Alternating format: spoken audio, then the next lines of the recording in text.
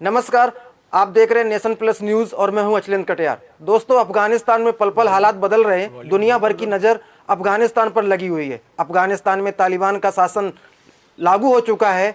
ऐसी स्थिति में भारत क्या करेगा, इन तमाम विषयों पर बात करने के लिए हमारे साथ दो विशेषज्ञ मौजूद रहेंगे। इनमें पहले विशेषज्ञ एमएस यूनिवर्सिटी के विभागाध्यक्ष राजनीति विज्ञान के विभागाध्यक्ष professor doctor Amit Dholakia and दूसरे विशेषज्ञ होंगे डॉक्टर जय शाह, जो नीति विशेषज्ञ हैं। पहला सवाल मेरा डॉक्टर ढोलकिया से कि सर, अफगानिस्तान में तालिबान आ चुका है, ऐसे में भारत क्या करेगा? भारत के लिए मेरे परिप्रेक्ष्य में ये बहुत ही मुश्किल समय है जहां तक अफगानिस्तान में भारत के इन्फ्लुएंस का सवाल है।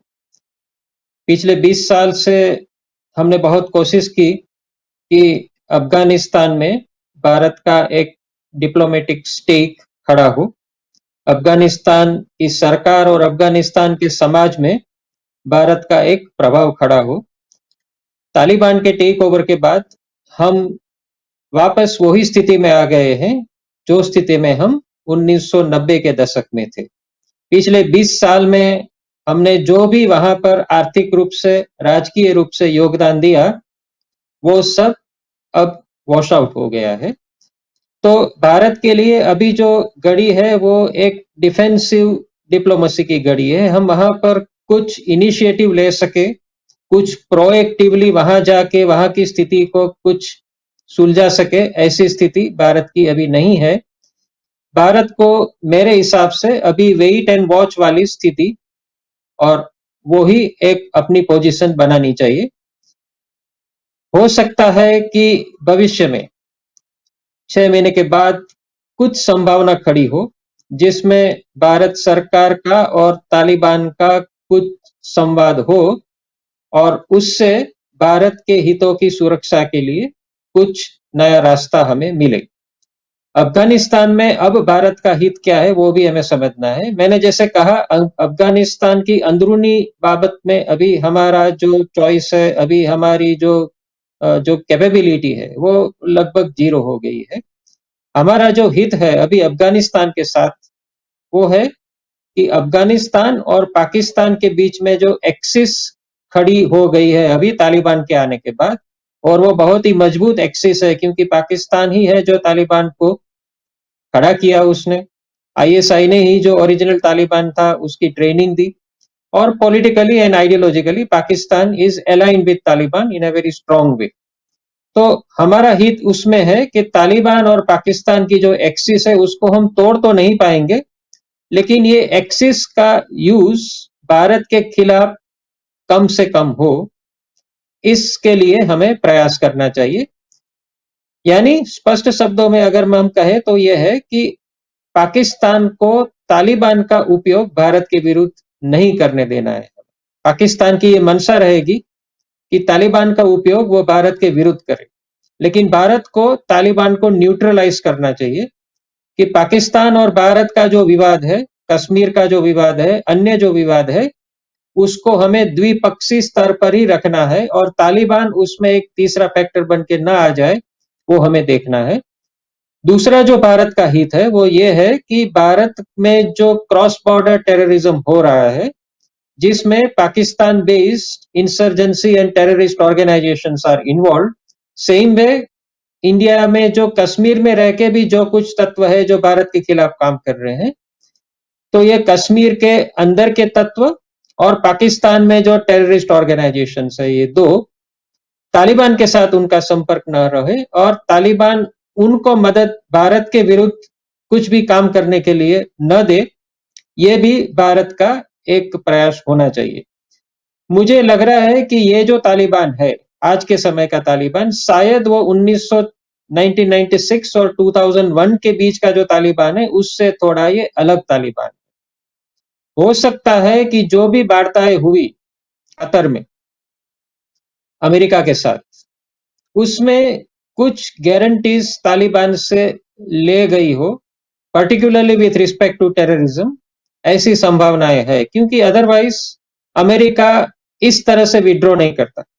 जहां तक हम अमेरिका की विदेश नीति का हमें अंदाज है, इस तरह से वो विड्रॉ नहीं करता unless there is a certain assurance और a guarantee that is taken from Taliban that they will not support terrorism in their new avatar. यानी एक ऐसा हो सकता है कि आपको अफगानिस्तान के अंदर जो करना है वो आप करिए, वो आपका अंदरूनी मामला है, लेकिन विदेश नीति के बारे में तालिबान शायद अभी टेररिज्म को सपोर्ट न करे, ऐसी संभावना में दिख रहा हूं। हमारे पास ऐसा कोई आधार नहीं है कि पहले फेज में जैसे किया ऐसा वो करेगा अभी, लेकिन एक ऐसी संभावना पश्चिम की माध्यमों ने भी दी है कि एक कुछ सीक्रेट कुछ समझौता हुआ है। तो अगर ऐसा हुआ है तो भारत के लिए ये एक अच्छी बात रहेगी कि अगर तालिबान क्रॉस बॉर्डर टेररिज्म से अलग हो जाता है तो। लेकिन अभी तो जैसे मैंने कहा है, भारत के लिए स्थिति बहुत ही चिंताजनक है, और हमने जो भी आर्थिक राजकीय रूप से अफगानिस्तान में इन्वेस्टमेंट किया पिछले 20 साल में, वो लगभग अब जीरो हो गया है, और हमें आगे वेट और वॉच की नीति अपनानी चाहिए। मेरा दूसरा सवाल है डॉक्टर ढोलकिया कि भारत जो है, भारत में भी वो दौर नहीं है 96 टू 2001 का। भारत में इस समय मजबूत सरकार है जो एक बहुमत से चल रही सरकार है, और प्रधानमंत्री लगातार दूसरी बार काबिज हुए हैं और ज़्यादा मेजोरिटी के साथ काबिज हुए हैं। तो ऐसी स्थिति में क्या लगता है कि भारत को कहीं पे झुकने की ज़रूरत है, या भारत ज़्यादा अच्छी बार्गेन पोजीशन में है, भारत की जो नीति है या विदेश नीति है वो मजबूत है, हम हैंडल कर लेंगे सिचुएशन को?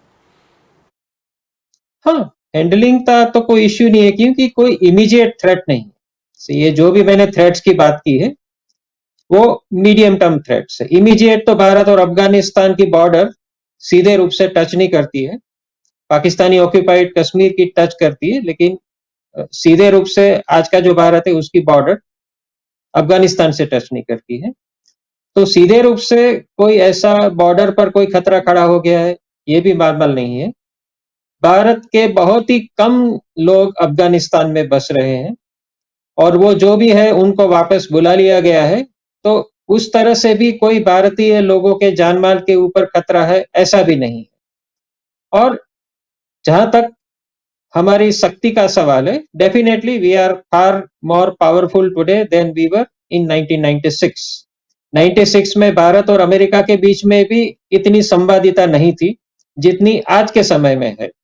तो मुझे लग रहा है कि कहीं जो एंथनी ब्लिंकन आए थे पिछले वीक भारत की विजिट पर, वो थोड़ा एक रहस्यमय तो है कि क्यों अचानक वो आ गए। हो सकता है कि वो विजिट का एक एजेंडा ये भी रहा हो कि भारत और अमेरिका मिलके अफगानिस्तान के बारे में कुछ एक कॉमन अंडरस्टैंडिंग पर पहुंचे हो। तो मैं ये नहीं कहता हूं कि भारत के लिए कोई भयभीत होने का समय है। भयभीत होने का तो कोई इसमें सीधे रूप से कारण नहीं है। जो भी बात है अफगानिस्तान की अंदरूनी बाबत है। सिर्फ भारत को, जो नागरिक अफगानिस्तान के भारत में अभी रह रहे हैं, विद्यार्थी है या अन्य कोई नागरिक है, उनका छानबीन कर देना चाहिए, इसलिए कि अगर उनमें से किसी का भी ताल्लुकात तालिबान से है तो भारत को और भारत की जो खुफिया एजेंसीज है उनको इनके बारे में सतर्क होने की आवश्यकता है। और हमने जानकारी मिली भी है कि पिछले 2-3 दिन से हमारी जो सीक्रेट एजेंसीज है, इंटेलिजेंस एजेंसीज है, वो सब भारत में रह रहे अफगानिस्तानी नागरिकों का छानबीन कर रही है, उनके बारे में इंफॉर्मेशन गैदर कर रही है कि वो कहीं तालिबान के साथ तो जुड़े हुए नहीं है न किसी तरह से। तो मुझे लगता है कि सुरक्षा की जहां तक बात है, भारत को इमीडिएटली किसी तरह से भयभीत होने की जरूरत नहीं है। ये जो भी सिचुएशन डेवलप हो रही है वो एक मीडियम टर्म स्ट्रेटेजिक और डिप्लोमेटिक जो फॉल आउट है उसके बारे में चर्चा हो रही है।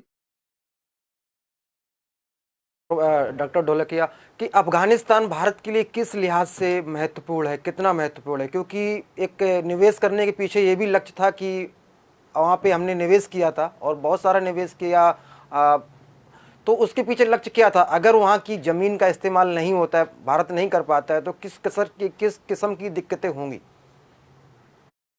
अफगानिस्तान भारत के लिए सेंट्रल एशिया की जो टेरिटरी है उसको संभालने के लिए महत्वपूर्ण है।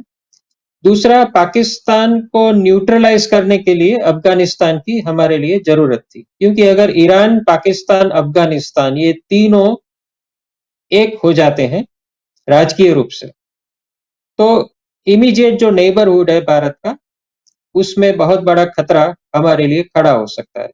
और अगर इसमें चाइना भी जुड़ जाता है, जो अभी अभी कुछ संकेत मिल रहे हैं वो ऐसे मिल रहे हैं कि चाइना भी ये it is trying the troubled water, तो भारत के लिए अफगानिस्तान का इंपॉर्टेंस है पहले तो स्ट्रेटेजिक रीजंस की वजह से।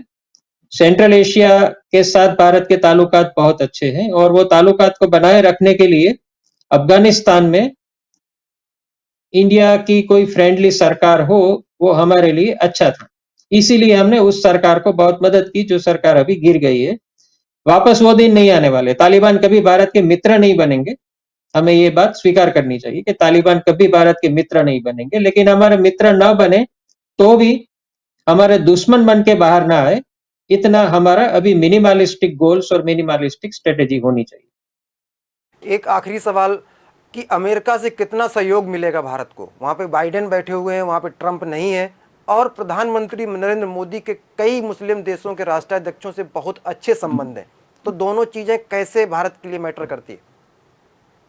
मुझे लगता है कि जहां तक विदेश नीति का सवाल है, उसमें शायद नेतृत्व का जो परिवर्तन होता है उसका सीधा असर नहीं होता है। तो ट्रंप हो या बाइडेन हो, अमेरिका की फॉरेन पॉलिसी के बारे में शायद एक कंटिन्यूटी हमें पाई जाएगी। और अफगानिस्तान में बाहर निकलने का जो प्रस्ताव था वो ट्रंप का ही था, जो बाइडेन आगे ले गए हैं। तो मुझे लग रहा है कि दोनों देशों ने खोया है, भारत ने भी खोया है और अमेरिका ने भी खोया है, लेकिन आज भी शायद एक अंडरस्टैंडिंग के साथ ही ये दो देश काम करेंगे। और प्रधानमंत्री नरेंद्र मोदी और जो बाइडेन दोनों इतने तो समझदार है कि परिस्थिति को इतनी बिगड़ने न दे अपने लिए। अफगानिस्तान के अंदर जो हो रहा है वो अभी अलग चीज है, लेकिन मैं अभी बाहर की स्थिति की बात कर रहा हूँ। उसको संभालने के लिए शायद अमेरिका हो या दूसरे मुस्लिम राष्ट्र हो, यूएई है, सऊदी अरेबिया है, खास तो ये दो राष्ट्र जो मैटर करते हैं मुस्लिम जगत के लिए, उनके साथ भी शायद हमारी बैक चैनल बातचीत हो ही रही होगी, क्योंकि डिप्लोमेसी में सब कुछ खुले में नहीं किया जाता है, बहुत सारी सीक्रेट डिप्लोमेसी होती है, बैक चैनल बातचीत होती है।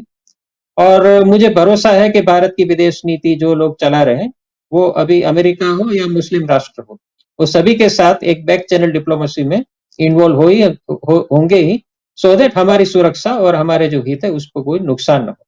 तो मैं वापस रिपीट कर रहा हूं कि अभी हमारा जो अप्रोच है वो ये है कि हमें नुकसान कम हो।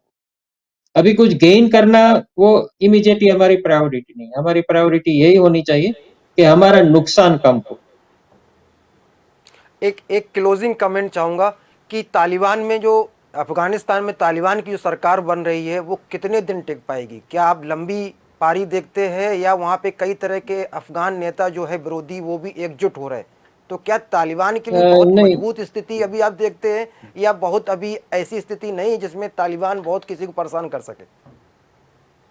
नहीं, अफगानिस्तान में तालिबान बहुत लंबा और असरकारक राज्य दे पाएंगे ये मानना गलती होगी, क्योंकि अफगानिस्तान की जो अंदरूनी कंपोजिशन है उसमें पश्तून्स 40% प्लस है, 42-43% जितने हैं, लेकिन ताजिक्स जो है वो भी 27% है। और जो तालिबान है वो एंटी ताजिक पार्टी मानी जाती है, पश्तून्स की वो मेनली पार्टी है। तो वहां की जो ताजिक्स और हाजरा और अन्य जो छोटी मुस्लिम माइनॉरिटीज है, रिलीजियस माइनॉरिटी तो अफगानिस्तान में कोई है ही नहीं, 100% लगभग वो मुस्लिम राष्ट्र है, लेकिन जो मुस्लिम के अंदर भी जो अन्य गुट है पश्तून के अलावा, वो शायद तालिबान को सपोर्ट न दे, ऐसा हो सकता है। और ताजिकिस्तान का भी रोल इसमें बहुत इंपॉर्टेंट होगा। दूसरी चीज, अफगानिस्तान में भ्रष्टाचार और करप्शन बहुत ज्यादा है, और शायद इसी की वजह से वहां की सेना और वहां की जो भी लोकल म्यूनिसिपालिटीज उन्होंने सरेंडर कर दिया। तो करप्शन के आधार पर जो सरकारें चली आज तक, वो फ्यूचर में कोई स्टेबल गवर्नमेंट दे पाएंगे ऐसा जरूरी नहीं है। और तीसरा फैक्टर यह है कि अफगानिस्तान के लोगों ने अभी स्वतंत्रता का स्वाद चख लिया है, वहां की महिलाओं ने भी अभी स्वतंत्रता का कुछ कुछ अनुभव किया है। वापस तालिबान अगर वो ही रीत रस्म है तो मुझे नहीं लगता है कि इस बार अफगानिस्तान के नागरिक संपूर्ण रूप से शांत बैठ के वो अत्याचार सहन करेंगे। तो ह्यूमन राइट्स का भी जो डायमेंशन है जो तालिबान को संभालना पड़ेगा, अदरवाइज वापस वहीं पर इंस्टेबिलिटी की ओर हम जाएंगे। आप आपने बहुत सारे विचार रखे अफ़गानिस्तान में जो तालिबान की स्थिति बनी है और वहाँ से जैसे दुनिया भर के लिए चिंता बढ़ी है। आपने इन तमाम चीज़ों पे अपनी राय रखी और आपने कहा कि अभी वक्त है कि अभी भारत की कोशिश होनी चाहिए कि तालिबान जो है पाकिस्तान के हाथों का खिलौना ना बने, और भारत के लिए थोड़ा कठिन वक्त है लेकिन भारत इसे संभाल लेगा। इन तमाम बातों पर अपने विचार रखने के लिए आपका बहुत बहुत शुक्रिया। सर, प्रोफेसर ढोलकिया का कहना है कि भारत की जो मौजूदा विदेश नीति है, जो भी लोग उसको संभाल रहे हैं वो लोग सक्षम हैं और वो लोग जो तालिबान से जो खतरा उपजा है भारत के लिए उसको डील कर लेंगे। आपका क्या मत है इसमें? मैं उसमें थोड़ा इतिहास में जाना चाहता हूँ। जी। 1990 में जब मुजाहिदीन ने टेक ओवर किया था अफगानिस्तान को, उस टाइम पर भारत में प्रधानमंत्री थे नरसिम्हा राव। नरसिम्हा राव ने मुजाहिदीन के जो 7 लोग थे जिसको पेशावर ग्रुप बोलते थे, उनके साथ बड़ी अच्छी बातचीत की थी और बड़े अच्छे तरीके से टैकल किया था। आगे जाए, तालिबान 1 की बात करते हैं। 1990s के बाद 1994 1995 में तालिबान ने फिर सत्ता संभाली। मैं एक बात याद कराना चाहूँ, 1998 में मज़ार शरीफ में अपने 11 डिप्लोमेट को किडनैप किया था तालिबान ने। उस टाइम पर प्रधानमंत्री थे अटल बिहारी वाजपेयी। उस टाइम पर जो टैकल किया गया था वो बात अलग थी और आज के तालिबान की बात अलग है। उस टाइम पर जो तालिबान था उसमें सऊदी अरेबिया और यूएई का बहुत बड़ा रोल था। वो 90s के दशक में जो तालिबान था उसमें यूएई और सऊदी अरब ने इंटेलिजेंस का सपोर्ट किया था, फंडिंग किया था, वेपन्स दिया था, सब दिया था, क्योंकि वो अमेरिका के सामने लड़ना था। और वो अकेला अमेरिका के सामने की लड़ाई नहीं थी, वो वहाबिज्म का तत्व उसमें शामिल था। और ईरान के साथ बदला लेने के लिए यूएई और सऊदी अरेबिया ने सपोर्ट किया था। और इसी वजह से उस टाइम का तालिबान अलग है और इस बार का तालिबान अलग है। अब आप विदेश नीति की बात कर रहे हो, तो फरवरी 2020 में ट्रंप ने तालिबान से दोहा एग्रीमेंट किया था, जो जिसका जिक्र प्रोफेसर ढोलकिया ने किया। वो दोहा एग्रीमेंट जो किया था, फिर ट्रंप हार गए। एक्चुअली दोहा एग्रीमेंट जब किया था, उस एग्रीमेंट से अफगानिस्तान के सैन्य का मनोबल टूट गया और तालिबान ने ग्रामीण स्तर से लेकर के जिला स्तर तक जो अफगान सैनिक थे उनको पैसे दे करके उनसे वेपन लिए, उनको सरेंडर करवाया, इनडायरेक्ट, ऑफिशियली नहीं। और इसी वजह से तो इतने ही कम दिनों में तालिबान ने पूरा अफगानिस्तान सर कर लिया। तो ये जो फरवरी 2020 का जो ट्रीटी था, वो ट्रीटी समझना बहुत जरूरी है आज के संदर्भ में। जो ट्रीटी था वो ट्रीटी ट्रंप ने बहुत सोच समझ के चाइना पर कंट्रोल करने के लिए ट्रीटी किया था। अगर ट्रंप वापस आता, नहीं आया वो अलग बात है, लेकिन जैसे ढोलकिया ने बताया, अमेरिका की फॉरेन पॉलिसी में कोई भी सत्ता पर आए, चाहे रिपब्लिकन्स आए चाहे डेमोक्रेट आए, उसमें ज़्यादा फर्क नहीं पड़ता है। तो वही नीति को कंटिन्यू करते हुए तालिबान वहां से अमेरिकन सैन्य को विड्रॉ किया। ट्रंप ने शुरू किया था, उन्होंने कंप्लीट किया और तालिबान को सत्ता सौंपने का एग्रीमेंट हुआ था पर्दे के पीछे। जैसे डिप्लोमेसी में सभी बातें खुलकर नहीं आती है, बैकडोर ही काम होता है।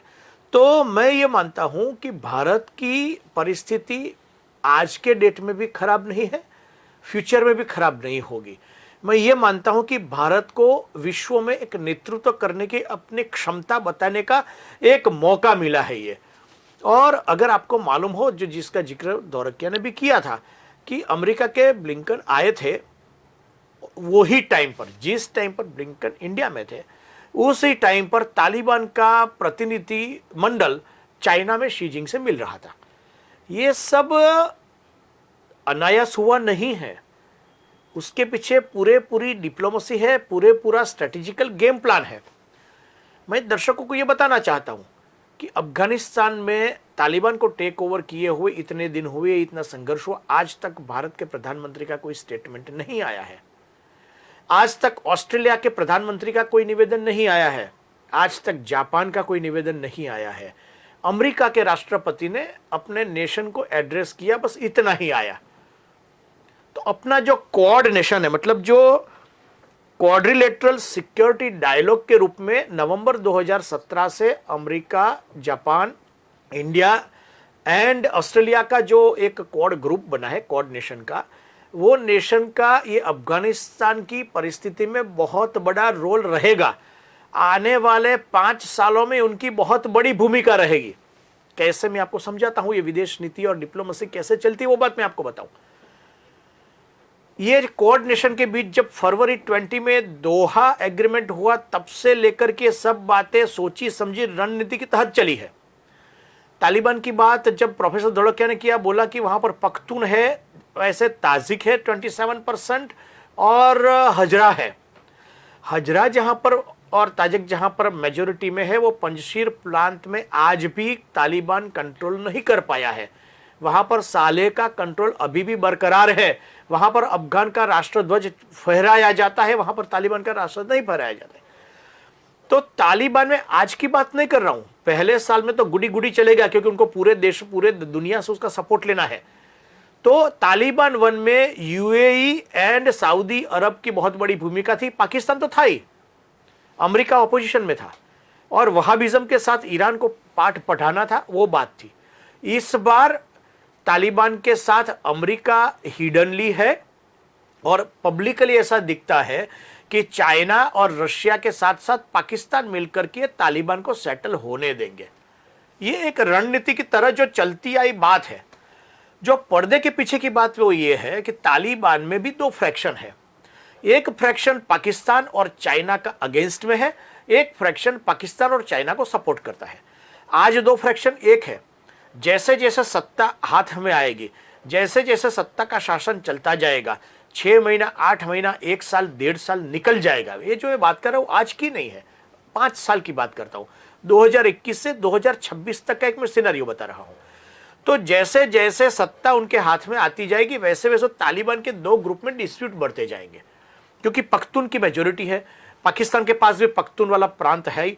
तो सबसे पहले क्या होगा कि जो पाकिस्तान और चाइना का विरोधी जो तालिबान का फ्रैक्शन है, वो स्लोली वहां पर फ्रैक्शन होगा 6-8, 1 साल, 1.5 साल के बाद, 15 महीने के बाद। और वो जो फ्रैक्शन है जो पाकिस्तान और चाइना का अगेंस्ट का है, वो उसमें से दो ब्रांचेस निकल जाएगी। एक पख्तून के एरिया में एक्वायर करने की कोशिश करेंगे, जैसे तालिबान ने पूरा अफगानिस्तान कैप्चर किया, वैसे वो पाकिस्तान का 2 प्रांत कैप्चर करने की कोशिश करेंगे। वो कोशिश करेंगे तब बहुत बड़ी फ्रिक्शन होगी, और वो इतना strategically, diplomatically well planned strategy है कि जिस टाइम पर पख्तून पर वो आएंगे और बलूचिस्तान तक आएंगे, उसी टाइम पर शेंजन में भी शुरू होगा उनका खेल। और वहां पर उइगुर मुस्लिम की प्रॉब्लम है ही वहां पर। तो चाइना को मात देने के लिए अमेरिका इनडायरेक्टली, हिडनली तालिबान को सपोर्ट करेगा। भले आज ऐसा लग रहा है कि अमेरिका ने तालिबान को छोड़ दिया और अफगानिस्तान को अल्लाह के भरोसे छोड़ दिया है, ऐसा नहीं है। ये एक स्ट्रेटेजिक ट्रीटी है, और इस स्ट्रेटेजिक ट्रीटी की वजह से ही तालिबान ने इतनी सरलता से अफगानिस्तान सर किया है। तो एक साइड पर वो अफगानिस्तान से शेंजन में एंटर होकर के उइगुर का इश्यू को इतना बड़ा बनाएंगे कि वो चाइना के लिए हेडेक बन जाएगा। वैसे भी आज भी हेडेक है, उसका 1 मिलियन लोगों को उसने कैंप में रखा है। वहां पर जो कुरान है वो चाइनीज भाषा में, उसने खुद ने, चाइना ने बनाई हुई कुरान को पढ़ना पड़ता है। ये सब अतिक्रमण उसके ऊपर हो रहा है, दाढ़ी नहीं रखनी है, उनका कोई भी पोशाक नहीं रखना है। तो ये जो है, जो उसके ऊपर ह्यूमन राइट्स का भंग हो रहा है, रिलीजियस फ्रीडम का भंग हो रहा है, उस सबका फायदा लेकर के तालिबान शेंजन में घुस के चाइना को डिस्टर्ब करेगा। जिस टाइम पर वो चाइना को डिस्टर्ब करेगा, उस टाइम पर पख्तून और बलूचिस्तान में भी घुसेंगे। तो उस टाइम पर भारत की भूमिका ये रहेगी कि अमेरिका का तो हिडन हैंड तालिबान के पास कंटिन्यूअस रहेगा, और वो उस फ्रैक्शन के पास रहेगा जब 12, 15, 18 महीने के बाद, अभी तालिबान, अभी अमेरिका का हैंड दोनों के साथ रहेगा, लेकिन जब फ्रिक्शन होगा उसके बाद अमेरिका का सपोर्ट जो पाकिस्तान और चाइना का अगेंस्ट का जो फ्रैक्शन है उसके पास रहेगा। और उसके पास रहने के बाद वो अमेरिका का सपोर्ट रहेगा, साथ साथ हिडन सपोर्ट भारत का भी रहेगा, क्योंकि बलूचिस्तान में भारत ने ऑलरेडी अपनी इंटेलिजेंस की जाल फैला के रखी हुई है। ये कोविड की वजह से या इंटरनेशनल सिनेरियो की वजह से उसमें थोड़ी डिले हुई है, विलंब हुआ है, लेकिन बलूच के साथ भारत ने गुडी गुडी रिलेशन बनाए हुए हैं। तो जैसे पख्तून सर करने के बाद वो बलूच में घुसेंगे, तो उस टाइम पर भारत का सहयोग भी उसको मिलेगा। साथ साथ ये होगा कोऑर्डिनेशन। तो ऑस्ट्रेलिया इंडो पैसिफिक ओशन में, साउथ पैसिफिक ओशन में अपना दबदबा बनाएगा जापान के सपोर्ट से। और उसके साथ सिनारियो ये बनेगा कि जैसे यहां पर शेंज़ेन में तालिबान का कंट्रोल स्लोली स्लोली बढ़ता जाएगा, पाकिस्तान में पख्तून और बलूच में तालिबान का हंगामा, तालिबान का क्राइसिस बढ़ता जाएगा, जिसे पाकिस्तान टैकल नहीं कर पाएगा और चाइना का भी हंगामी बात आएगी, तो उस टाइम पर फ्रांस और नाटो और अमेरिका मिलकर के ताइवान पर अपनी नजर के डोरे डालेंगे और इस साइड पर ताइवान को सकंजा में लेंगे, इस साथ साथ भारत की नजर तिब्बत पर होगी। तो ये सब पूरा सिनारियो 2026 तक अगले 5 साल में बनेगा, ऐसा मैं देख रहा हूं। आपने अपने तमाम सारे एग्जाम्पल के साथ बताया कि कैसे जो तालिबान है वो भारत के लिए नहीं, मतलब भारत को भयभीत होने की ज़रूरत नहीं है, बल्कि ये चीन के लिए एक चिंता बढ़ाने वाला या चुनौती बनेगा भविष्य में, क्योंकि आपने दोहा और कतर एग्रीमेंट का भी हवाला दिया और आपने ये भी कहा कि अमेरिका की एक अपनी पूरी ये स्ट्रेटजिक रणनीति है कि वह एशिया में चीन को रोकने के लिए या चीन को परेशान करने के लिए किसी भी हद तक जाएगा। और इस बार के तालिबान के साथ अमेरिका खड़ा हुआ है पर्दे के पीछे, तो पाकिस्तान को किस तरह खतरे है और भारत के लिए किस तरह से चीज़ें बदल सकती है और भारत कैसे फिर से मजबूत हो सकता है?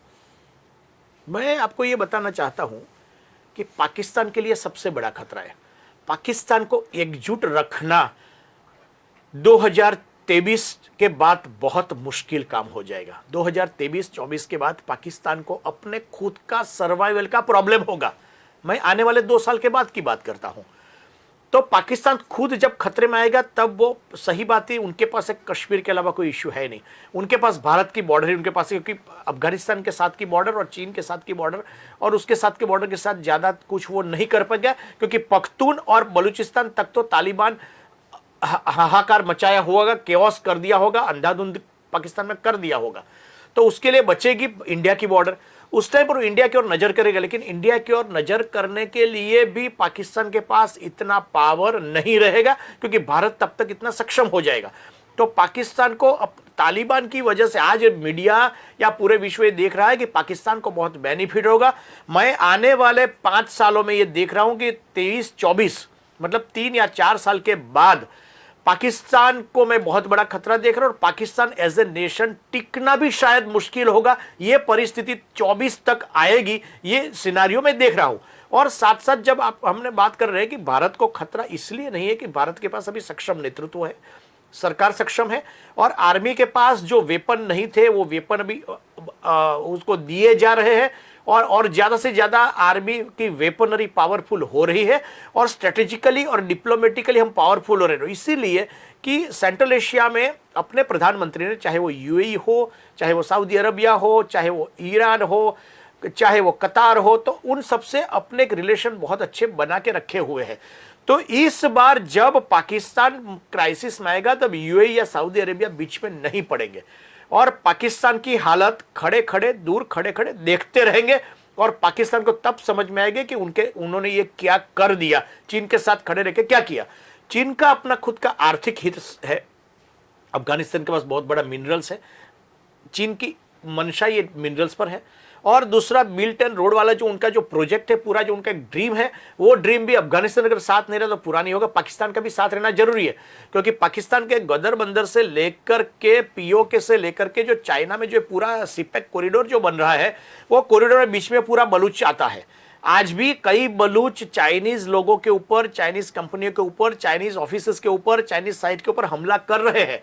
वो इंटेलिजेंस की जाल अपनी फैलाई हुई है। अगर उसमें तालिबान इन्वॉल्व हो गए तो चाइना के लिए पाकिस्तान का सीपेक और जो बिल्ट एंड रोड कॉरिडोर वाला जो स्वप्न है वो स्वप्न ही रह जाएगा और ऐसा ही 24-25 के बाद होगा, ये मैं मानता हूँ। अब बलूचिस्तान तो पहले से ही पाकिस्तान के लिए एक परेशानी का सबब है, चुनौती है। वहाँ पे पाकिस्तान जो सरकार है और जो आईएसआई है या जो भी आतंकवाद, उसके खिलाफ आवाज़ उठती रही है। भविष्य में बलूचिस्तान में किस तरह की और आप चुनौती बन के उभरेगा पाकिस्तान के लिए? पाकिस्तान कई मोर्चों पे, जैसे खाद्यान्न का संकट हो, अर्थव्यवस्था हो या तमाम मोर्चों पे जो चुनौती फेस कर रहा है, वह चुनौती बन पाएगा या सिर्फ अभी कोरी कल्पना है कि वह कोई मुश्किल पैदा कर पाएगा भारत के लिए? और कश्मीर को लेकर के भारत कितनी मजबूती रहेगी भारत की, इस पर थोड़ा बताएं। पाकिस्तान, मैंने आपको बताया 23-24 के बाद पाकिस्तान को अपना खुद का अस्तित्व खतरे में आ जाएगा और पाकिस्तान का अस्तित्व जब जब खतरे में है तब तब वहां पर लश्करी कू हुआ है और लश्कर सत्ता पर आया है। जब जब लश्कर सत्ता पर आता है उनके लिए सबसे पहली नज़र भारत पर होती है। मैं आपको थोड़ा पास्ट में ले जाऊं।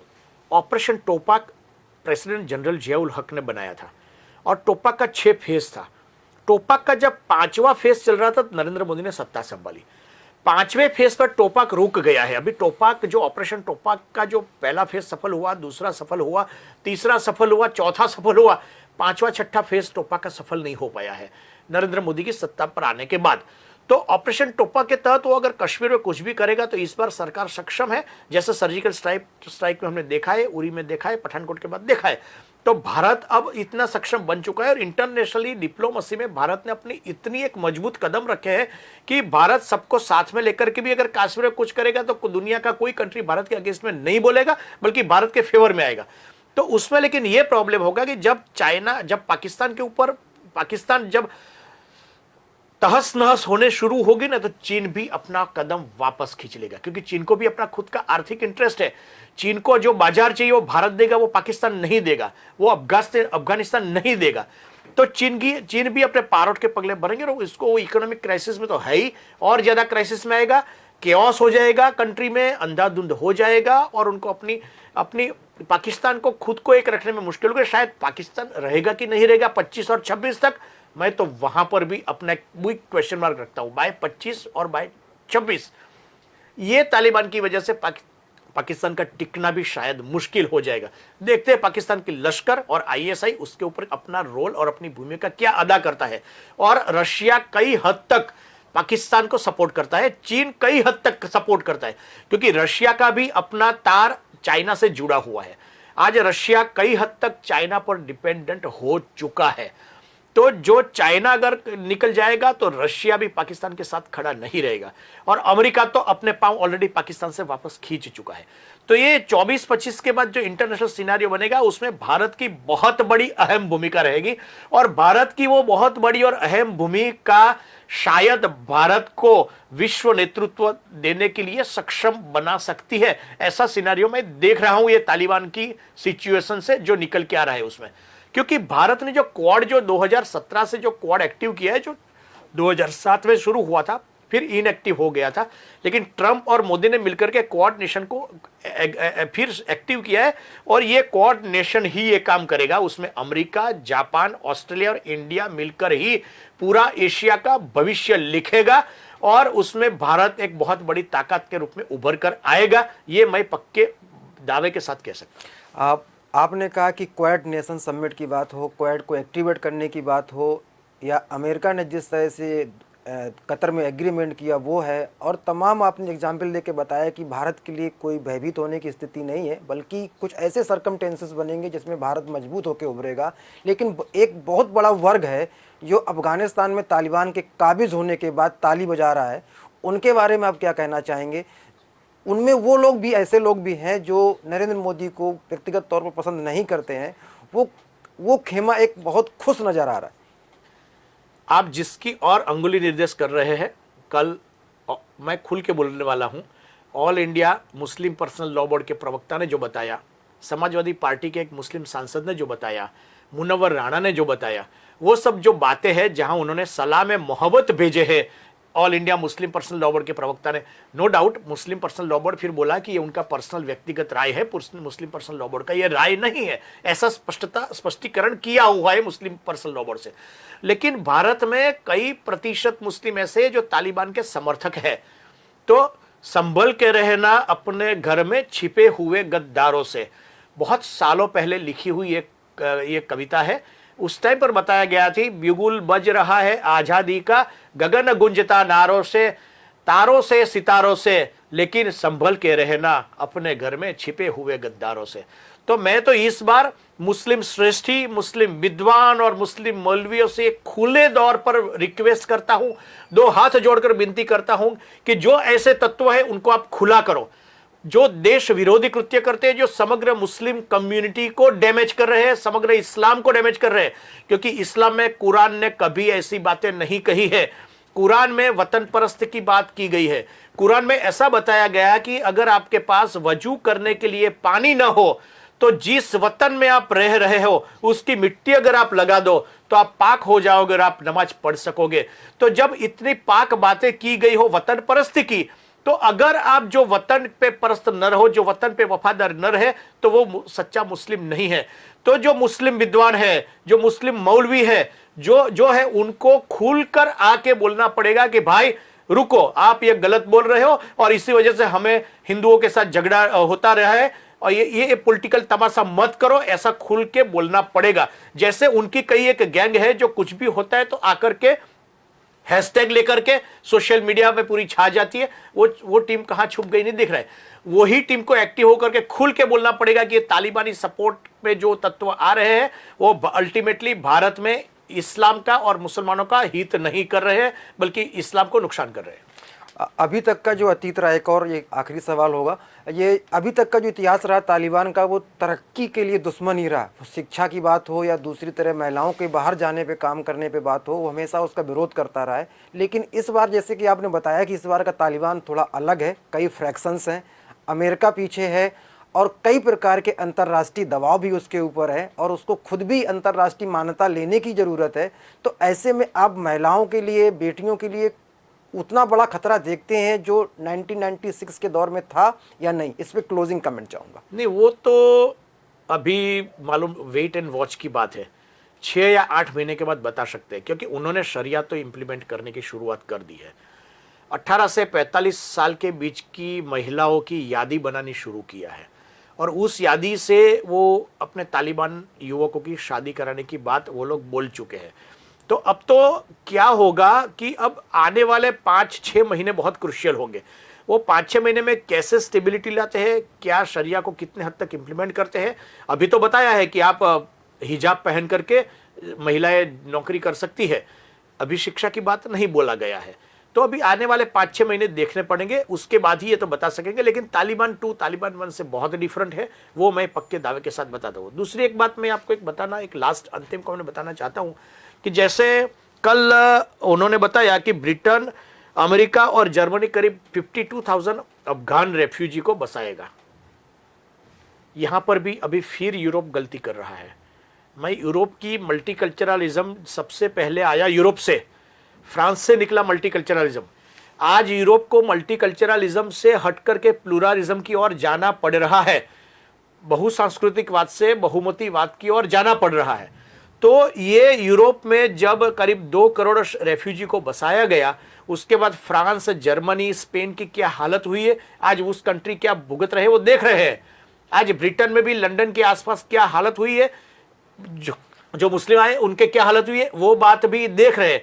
तो ये 52,000 अफगानी को क्यों सेंट्रल एशिया नहीं बसाता है, मुस्लिम कंट्री क्यों नहीं बसाता है?